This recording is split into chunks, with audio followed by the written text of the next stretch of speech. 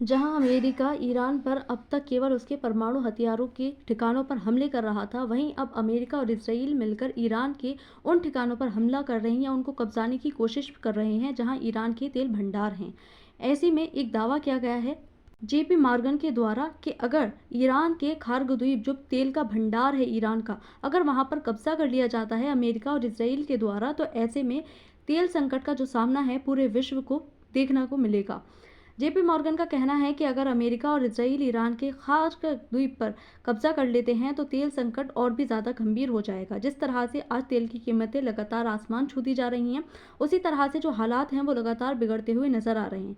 इसी बीच में JP Morgan ने ये कहा है कि अगर अमेरिका और इसराइल ने मिलकर ईरान के खार्ग द्वीप, जो ईरान का सबसे महत्वपूर्ण द्वीप माना जाता है, जो पूरी तरह से तेल का भंडार है, यहाँ पर अगर कब्जा कर लेते हैं तो इससे पूरे विश्व को तेल संकट का सामना करना पड़ सकता है।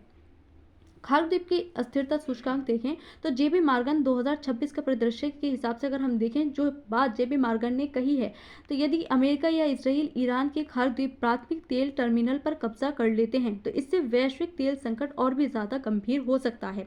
लगातार तेल की कीमतें जब से युद्ध छिड़ा है मिडिल ईस्ट में, पूरे विश्व में बढ़ती जा रही हैं, जिसका असर भारत पर भी देखने को मिल रहा है। लेकिन अगर ये जो इम्पोर्टेंट द्वीप है खार्ग द्वीप, यहाँ पर कब्जा कर लिया जाता है तो इसका प्रभाव और भी बुरी तरह से पूरे विश्व को देखने को मिल सकता है।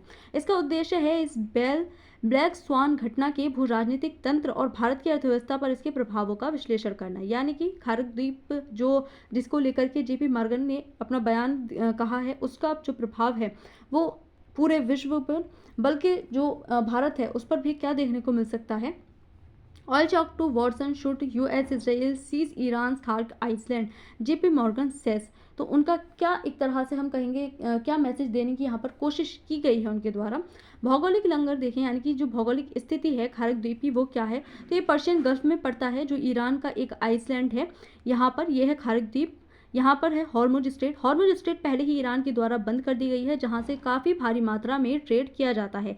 ये जो फारस की खाड़ी है और ओमान की खाड़ी है, उन दोनों को आपस में कनेक्ट करती है। यहाँ से काफ़ी भारी जो शिप हैं, जो जहाज हैं, यहाँ से तेल वगैरह लेकर के सामान को जो है यहाँ पर ट्रेड करते हैं। ऐसे में यहाँ पर जो फारस की खाड़ी है उसको बंद कर दिया गया है ईरान के द्वारा हॉर्मुज स्ट्रेट को। तो यहाँ स्थान फारस की खाड़ी ईरानी तट से ये 25 किलोमीटर दूर है खार्ग द्वीप। अब यहाँ पर भी कब्जा करने की बातचीत ईरान और इसराइल के द्वारा सामने आ रही है। इसका सामरिक महत्व समझे तो ईरान की ऊर्जा क्षेत्र की नाल एक तरह से इसको माना जाता है। उथले पानी के कारण सुपर टैंकर केवल यहीं से डॉक कर सकते हैं। यहाँ पर जो है एक तरह से उथला, जैसे कि पनामा हम कह सकते हैं, उसको तो कृत्रिम रूप से बनाया गया है, लेकिन ये प्राकृतिक रूप से ही है खार्ग आइसलैंड, जो कि एक तरह से उथला पानी का है। यहाँ से आराम से जहाज जो है वो जा सकते हैं। इसका चॉइक पॉइंट समझे तो हॉर्मुज जल मुद्दे के मुहाने पर ये एक तरह से बिल्कुल स्थित है। यहाँ से जो है जहाज वगैरह को तैयार करके तेल लेकर के, और यहाँ से इस जगह से हॉर्मुज स्ट्रेट से होते हुए सामान यहाँ से निकालना काफ़ी ज़्यादा आसान हो जाता है। लेकिन यहाँ से एक तो हॉर्मुज स्ट्रेट बंद कर दी, और दूसरा अगर यहाँ पर अमेरिका और इसराइल का कब्जा हो जाता है तो इसका प्रभाव पूरे विश्व को झेलना पड़ सकता है, जिसका संकेत जेपी मॉर्गन ने दिया है। 90% भेद्यता। तो ईरान का निर्यात फनल देखें तो ईरान के कुल कच्चे तेल निर्यात का 90% से अधिक हिस्सा एक टर्मिनल से होकर गुजरता है। इसी टर्मिनल से क्षमता इसकी देखें तो प्रतिदिन लाखों बैरल बीपीडी को संभालने के लिए डिज़ाइन किया गया बुनियादी ये ढांचा है। इसको जो है डिज़ाइन किया गया है इस तरह से, जो कि काफ़ी भारी मात्रा में यहाँ के जो तेल है उसको संभालता है। जोखिम देखें तो कोई अतिरिक्त नहीं है। यदि ये खार्ग द्वीप अवरुद्ध होता है तो ईरान का तेल बाजार तक पहुँच जो है वहाँ पर काफ़ी ज़्यादा मुश्किल हो जाएगी। जो ईरान का तेल बाजार है, यहाँ से ईरान जो निर्यात करता है, दूसरे देशों की जो पहुँच है यहाँ पर काफ़ी ज़्यादा मुश्किल हो जाएगी, जैसे कि भारत की।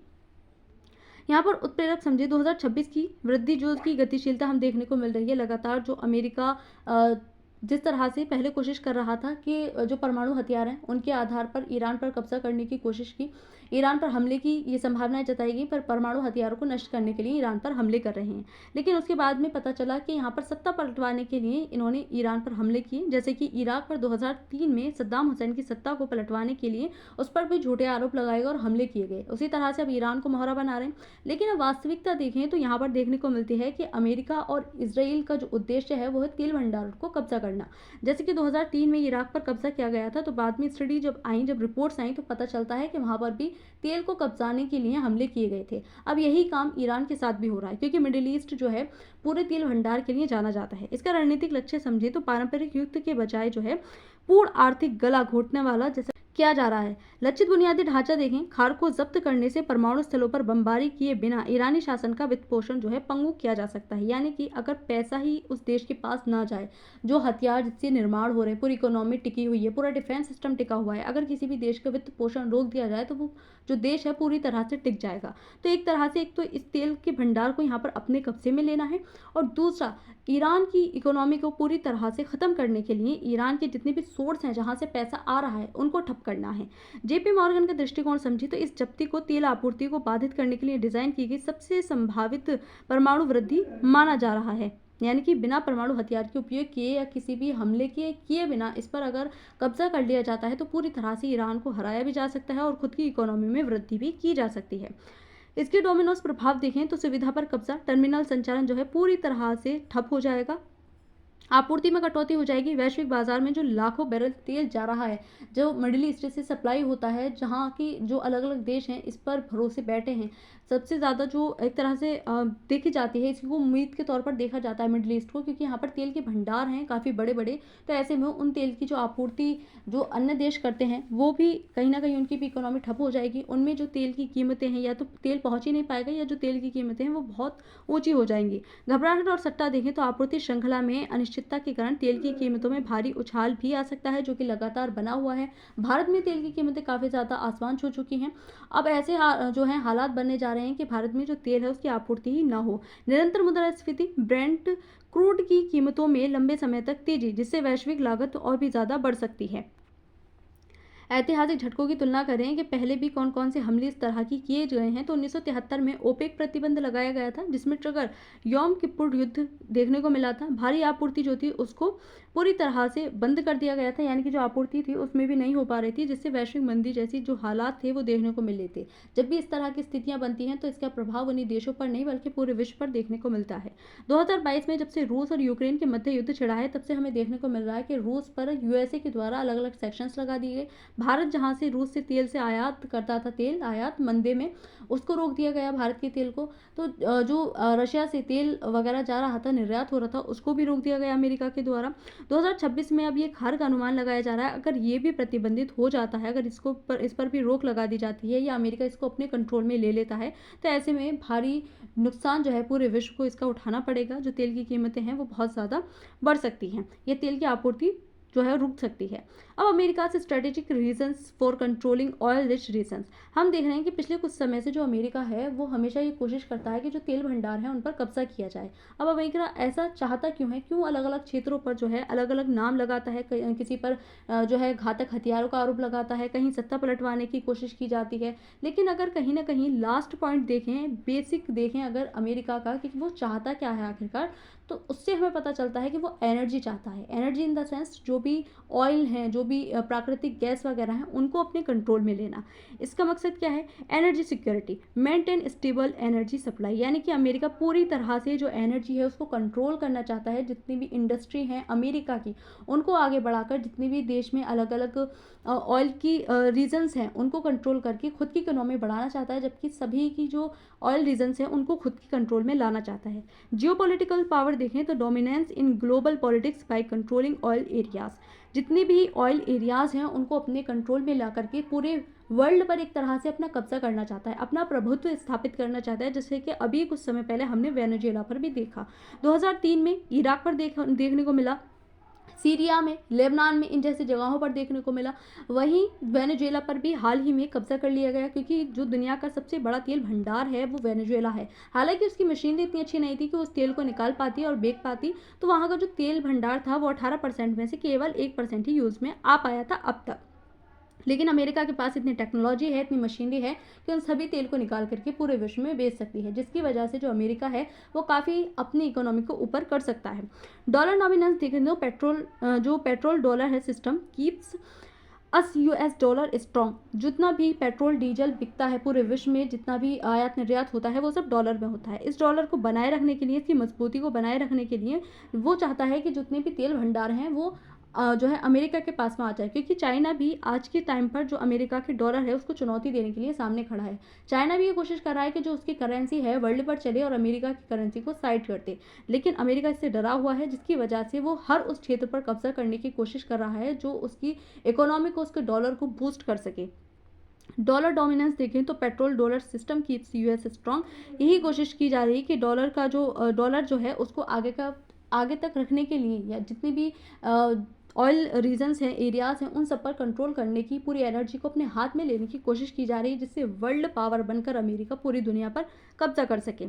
अब यहाँ पर कहाँ पर जो अब तक कब्जे किए जा चुके हैं, oil politics where the USA intervenes, जिसमें Venezuela, Libya, Syria, Iraq, Iran, इन सब पर अब जो है हमले किए जा चुके हैं, जिसमें इराक में 2003 में, वेनेजुएला में 2025 में कब्जा किया जा चुका है, लीबिया में किया जा चुका है, सीरिया में, और अब ईरान का नंबर यूएसए ने लगा दिया है। तो ईरान पर जो थे आरोप लगाए गए थे परमाणु हथियारों के, इसके बाद में सत्ता पलटवाने की बात यहाँ पर देखने को मिली, जिसमें अली खामेनी की मृत्यु भी कर दी गई, और अब जो है सीधा सीधा पता चलता है कि यहाँ के तेल भंडार को कब्जाने की कोशिश की जा रही है अमेरिका के द्वारा।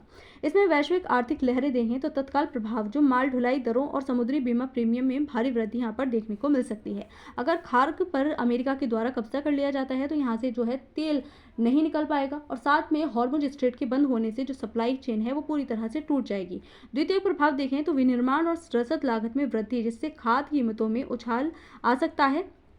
तृतीय प्रभाव आयातित मुद्रास्फीति से निपटने के लिए केंद्रीय बैंकों द्वारा ब्याज दरों में वृद्धि यहाँ पर देखने को मिल सकती है, जिससे जो पूरा इन्फ्लेशन वगैरह है वो किसी भी देश में आ सकता है। भारत पर इसके प्रभाव देखें तो भारत का जो अपना आयात है वो इस द्वीप से, या हम कहेंगे गल्फ कंट्रीज से 85 से 90% तक भारत यहाँ से करता है। अब अगर ऐसे में इसको कंट्रोल कर लिया गया तो भारत का जो तेल आयात है वो होना बंद हो जाएगा, जिससे भारत में तेल की कीमतें आसमान छूने लगेंगी, और साथ ही में तेल की जो पूर्ति है वो पूरी तरह से जनता तक नहीं हो पाएगी। चालू खाता घाटा सीएडी, जिसमें उच्च आयात बिल के कारण सीएडी का विस्तार यहाँ पर हो सकता है। जो मुद्रा मूल्य ह्रास है यहाँ पर डॉलर की उच्च मांग के कारण रुपये, जिसमें लगातार गिरावट भी देखने को मिल रही है, जिसमें कुछ दिन पहले 92 पॉइंट जो कुछ है पैसा गिरा भी था भारत का, तो इसमें जो रुपया है वो टूट सकता है। आयातित मुद्रास्फीति, ईंधन की उच्च कीमतें, घरेलू परिवहन और आवश्यक वस्तुओं की लागत बढ़ाती हुई यहाँ पर साफ तौर से दिखाई दे रही है, तो भारत की इकोनॉमी पर इसका सीधा सीधा प्रभाव देखने को मिलेगा।